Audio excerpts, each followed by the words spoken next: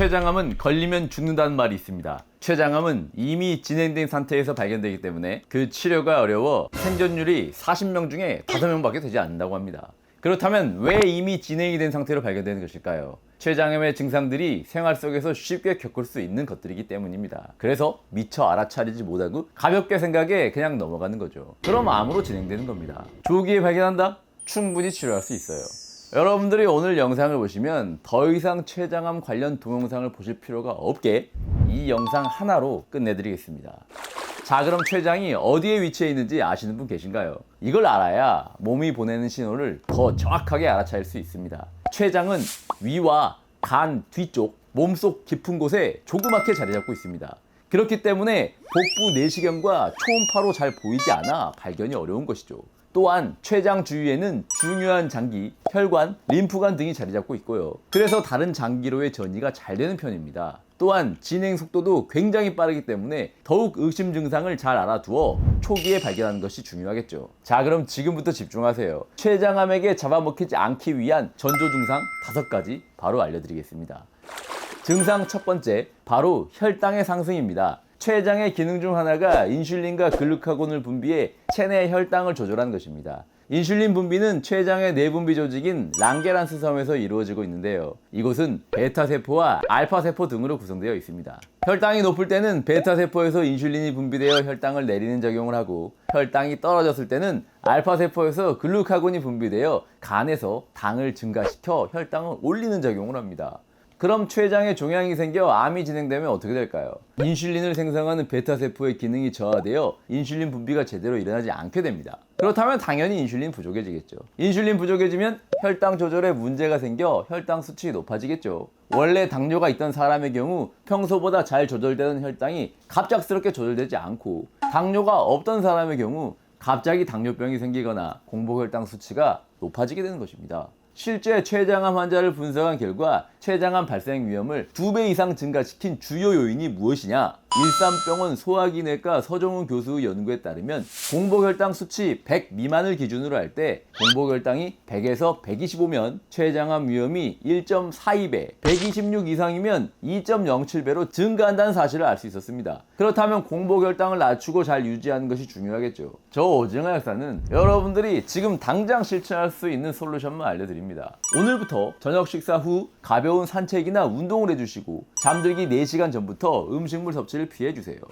두 번째 증상은 복통입니다. 췌장암에서 가장 흔하고 중요한 신호입니다. 전에 제가 영상에서 한번 언급해드렸던 적이 있는데요. 췌장암 환자 중 80%가 복통을 호소합니다. 하지만 초기 증상이 애매해 생활 속 가벼운 복통 증상 정도로 생각하고 넘어가는 경우가 많습니다. 바로 이것이 위험하다는 이야기입니다. 이런 경우 때문에 아무런 증상이 없다고 느끼다가 통증이 너무 심해져 그제서야 병원에 가는 거죠. 그럼 그때는 이미 늦은 겁니다. 자, 그럼 저 오징어 약사가 췌장암으로 인한 복통을 구분하는 방법을 알려드릴게요. 췌장암에 의한 복통의 경우 좀 특이합니다. 그냥 배가 아픈 것이 아닙니다. 가슴 앞쪽 한가운데 오목하게 들어간 부위, 이곳이 명치인데요. 이 부위에 통증이 발생하면서 측면 혹은 등으로 통증이 퍼집니다. 이러한 복부 통증 시 위를 보고 똑바로 누우면 통증이 더 심해져서 앞으로 더 웅크리는 자세를 취하면 통증이 줄어듭니다. 왜냐하면 부은 췌장이 똑바로 누웠을 때 척추를 눌러 췌장막이 더 늘어나기 때문입니다. 또한 췌장은 등 가까이 있기 때문에 허리 통증을 호소하는 분들도 많습니다. 국립암센터에 따르면 췌장에 문제가 생겨 요통이 왔을 때 병이 이미 꽤 진행된 경우가 많았다고 합니다. 그렇기 때문에 복통이 미세할지라도 몇 주간 지속된다면 빨리 병원을 가보시는 게 좋겠죠. 자, 여러분들은 이제 췌장에 문제가 생겼을 때 어느 부위에서 통증이 발생되었는지 알게 되셨고, 이것으로 인해 췌장암에 걸릴 위험을 한 단계 낮출 수 있게 되었습니다.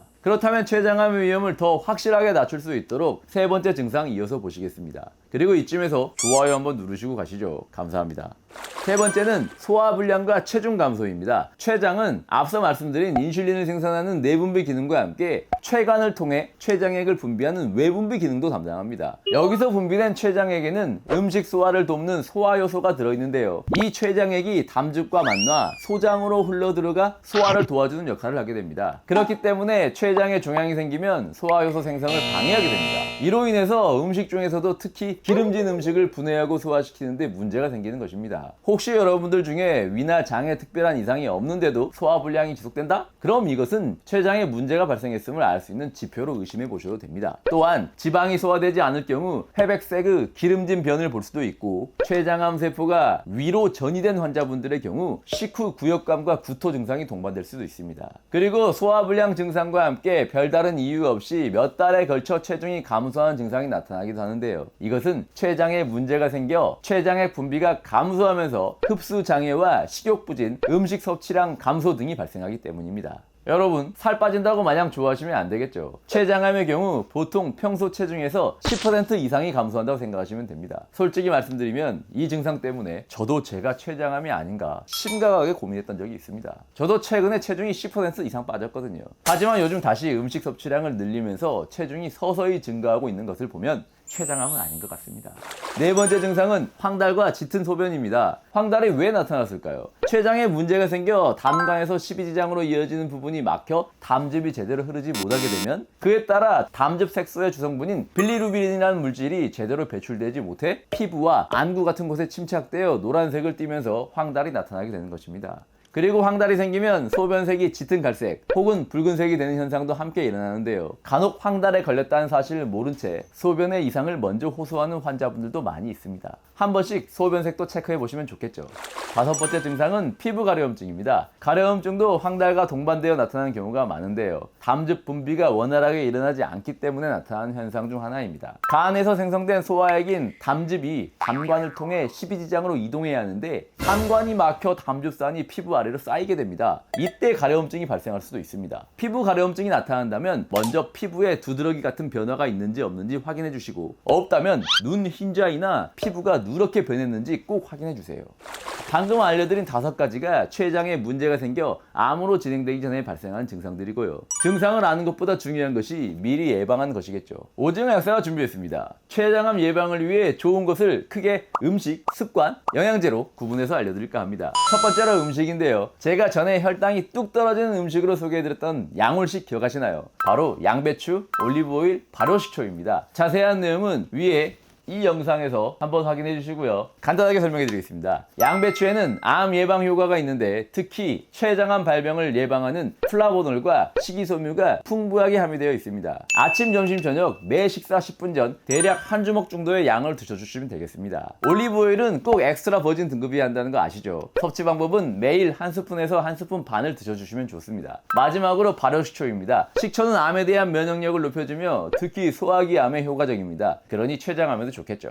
식초의 하루 적정 섭취량은 한 스푼 반, 약 15ml 정도이니까요. 꼭 물 한 컵이나 2컵에 마셔주시는 것 잊지 마세요. 두 번째는 습관입니다. 평소 생활에서 금연과 금주 정말 중요합니다. 흡연을 할 경우 독성 물질이 소화기에 영향을 줘 췌장암 위험이 높아지기 때문에 흡연자의 췌장암 발생 위험은 비흡연자보다 2배에서 5배가량이나 높습니다. 또 술은 췌장세포에 직접 염증을 일으키고 췌장액의 분비 및 흐름을 방해해서 급성 췌장염을 일으키는 원인을 제공합니다. 그리고 급성 췌장염이 지속적으로 발생할 경우 만성 췌장염으로 진행되며 이 만성 췌장염은 췌장암으로 진행될 확률이 급격하게 높아지는 거, 이거 잘 아셔야 됩니다. 세 번째로 영양제 2가지 추천드리겠습니다. 첫 번째는 소화효소인데요. 소화를 도와주는 소화효소를 섭취하면 위나 췌장 같은 소화기관의 부담을 줄여줄 수 있습니다. 두 번째는 커큐민인데요. 이건 만능이죠. 강황에 함유된 폴리페놀 성분 중 하나로 카레 특유의 노란색을 띠게 하는 색소 성분입니다. 이 커큐민은 항염, 항산화, 항균 작용이 뛰어나고 당연히 암 예방에 대한 근거도 많은데요. 미국 텍사스 주립대 앤더슨 암센터 연구진은 커큐민이 흑색종 세포의 증식을 억제할 뿐 아니라 암세포가 스스로 사멸할 수 있도록 유도한다는 사실을 확인하기도 했습니다. 이 연구 이외에도 커큐민과 암에 대한 연구 데이터는 넘쳐납니다.